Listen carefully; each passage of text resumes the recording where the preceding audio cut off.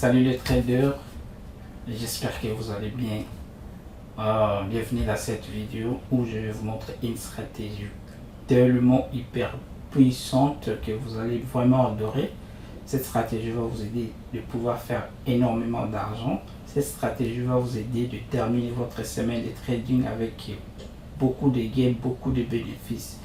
Donc suivez juste les instructions que je vous donne par rapport à cette stratégie, comment vous devez l'utiliser. Donc ne faites pas d'autres choses en dehors de ce que moi je vais vous donner et respectez juste les règles. Elle n'est pas si difficile, elle est très simple et facile. Elle va vous aider de pouvoir vraiment améliorer votre manière de trader. Vous n'avez pas besoin de tracer des supports et résistances et tout. Vous allez juste trader à l'aide des indicateurs. Comme vous le voyez sur mes graphiques, il y a de l'autre côté il y a Ichimoku et de l'autre côté il y a moyenne mobile.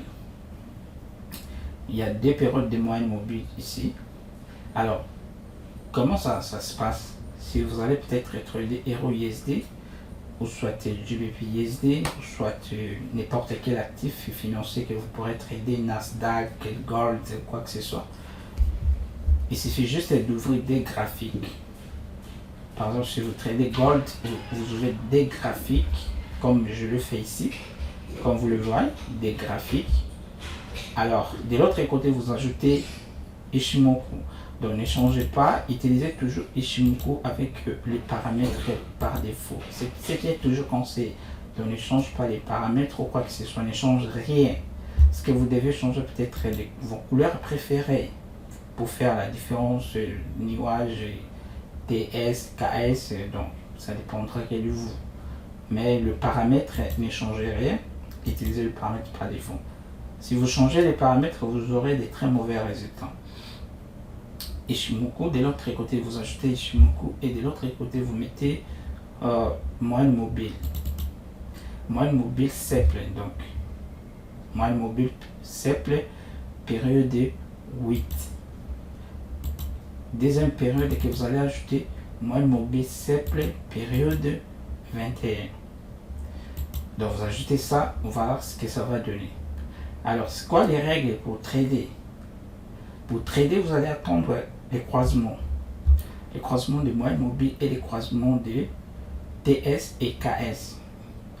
Les TS c'est sur les Tenkan-sen, la droite de Ichimoku, et puis les KS c'est les Kijō-sen, une autre droite de Ichimoku. Donc vous allez attendre des croisements.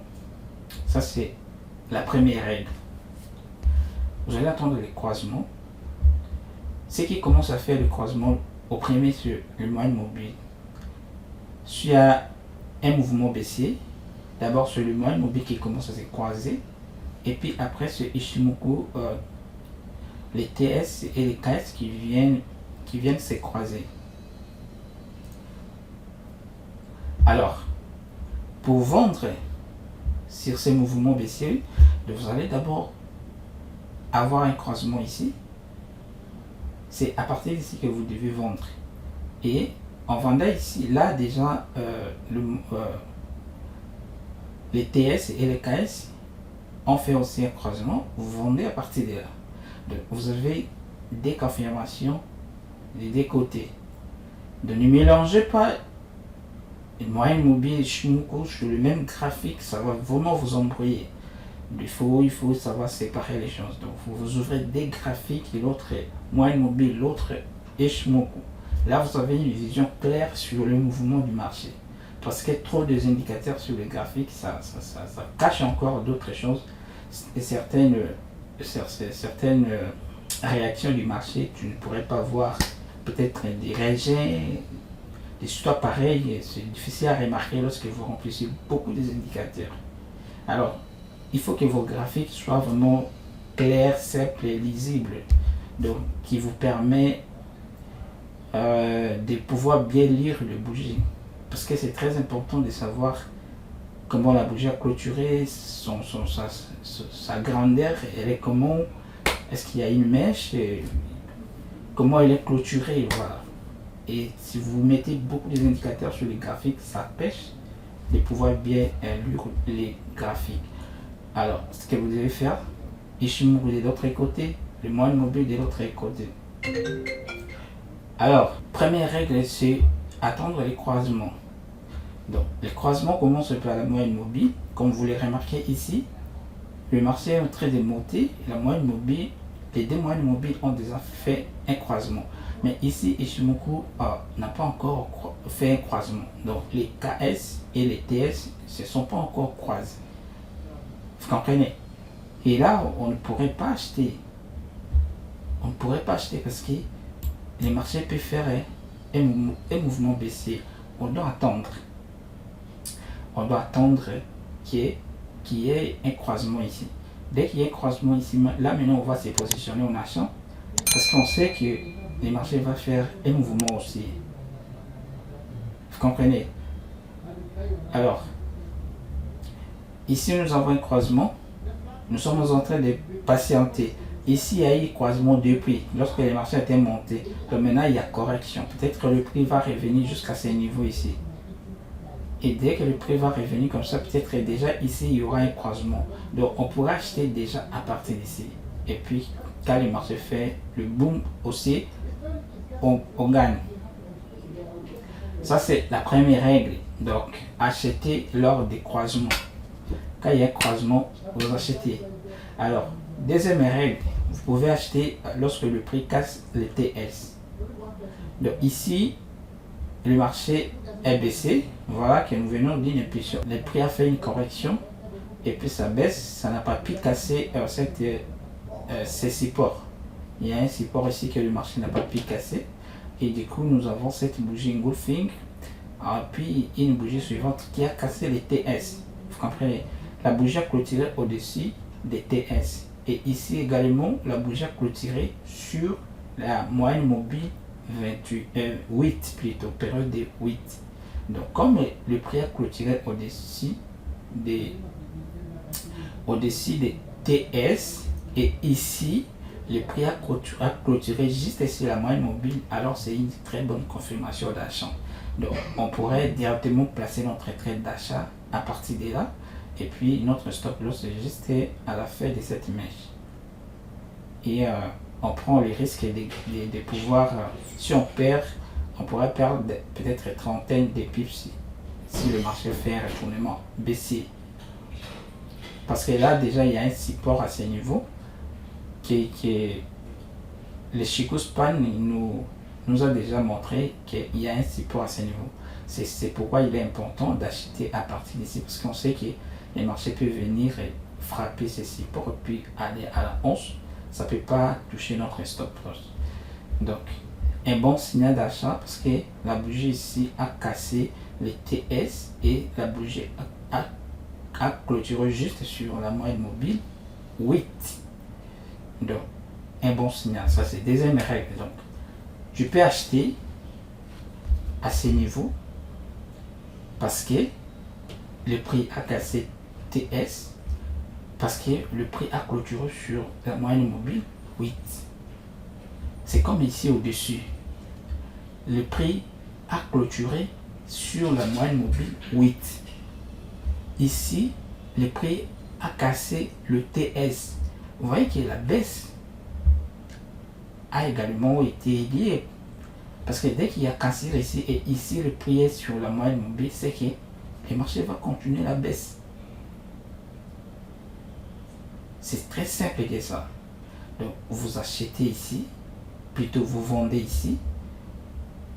Si vous voulez entrer au bon moment, alors si vous voulez entrer en retard, attendez que le prix puisse casser et qu'il y ait un croisement ici. Et à ce moment-là, vous vous placez ici et votre stop est toujours là au-dessus. Voilà ce que vous devez retenir par rapport à cette stratégie. Voilà qui est, c'est une stratégie très simple mais très efficace. Donc il faut juste l'appliquer et ça ne vous coûtera rien du tout et pour pouvoir le maîtriser. C'est juste un peu de patience. C'est juste un peu de patience. Alors ce que vous devez savoir, lorsque le prix Et lorsqu'il y a un croisement sur la moyenne mobile, les deux moyennes mobiles se sont fait croiser. N'achetez pas encore lorsque les TS et les KS de Ishimoku ne sont pas encore croisés. Comme ici, moi je ne peux pas encore acheter parce que j'attends les croisements ici. Dès qu'il y a un croisement ici, c'est à ce moment-là que je dois acheter. Je pense que là, vous avez bien compris. Et si on pourrait faire un tour en arrière pour voir un peu comment ça se passait. On doit voir d'abord ce mouvement. On voit que ici il y a eu croisement à ce niveau. Voilà. Mais là, Ishimoku, il n'y avait pas eu croisement. Les croisements s'est fait ici. Voilà. Donc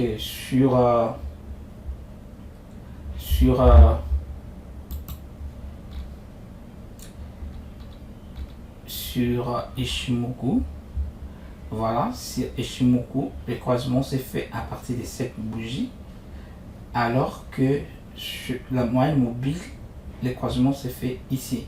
Voilà que le croisement d'Ishimoku vient toujours après. Ça vient après, c'est pour confirmer les croisements de moyenne mobile. Alors qu'ici, on a les croisements de moyenne mobile et après on a les croisements de Ishimoku. Du coup, c'est un bon signal d'achat et à ce moment-là, nous devons acheter. Ici, il y a un croisement, bon, cherchons, voilà, c'est ce croisement baissier. Voilà, c'est ici. Les croisements sur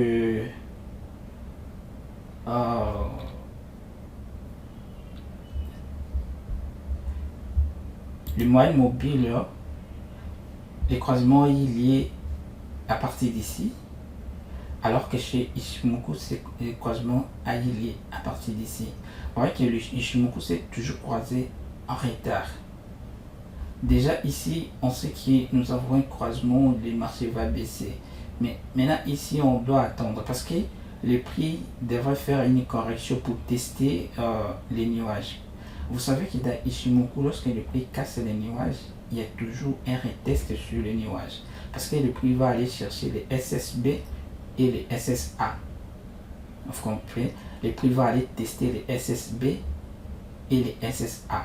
Ou soit, si ça teste les SSB, ça continue la baisse. Si les SSB cèdent, le prix va aller tester les SSA.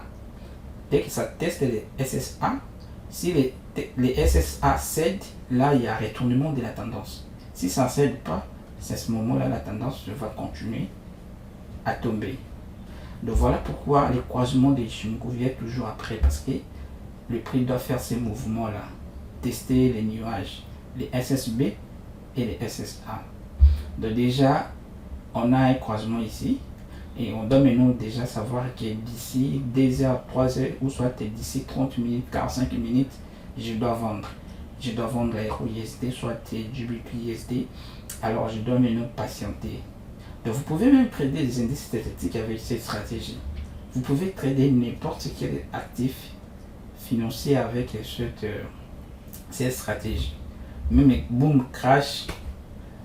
Vous tradez boom crash, vous ouvrez des graphiques, vous mettez de l'autre côté moyenne mobile 21,8 et de l'autre côté vous mettez Ishimoku et vous entendez juste les croisements.